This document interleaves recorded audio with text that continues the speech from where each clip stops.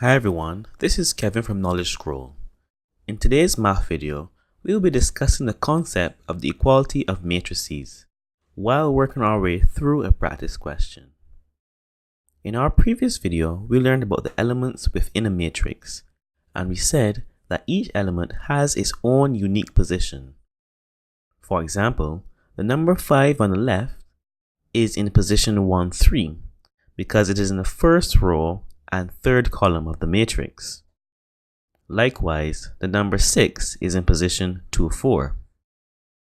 Now in this question, we have two matrices that are equal to each other, which means that they both have the same size and the corresponding elements in the two matrices must also be equal.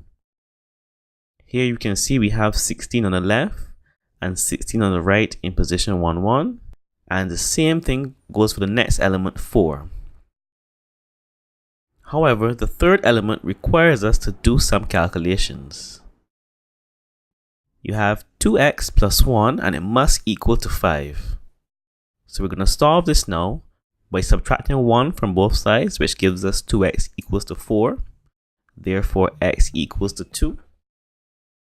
And we can double check this using these two elements as well. 3 times 2 is equal to 6. Moving on, we have 3y minus 5 is equal to 4. If we add 5 to both sides, we get 3y equals to 4 plus 5, which is 3y equals to 9. And y will be 9 divided by 3, which is 3. And there you have it. Those are your answers for x and y. Now if you enjoyed that video, feel free to like and share it with your friends.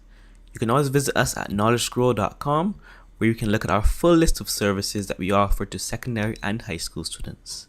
Here's also where you would come to browse our full catalog of featured videos, as well as sign up for any of our reasonably priced online courses. My name is Kevin and I thank you for watching, and I hope we meet again.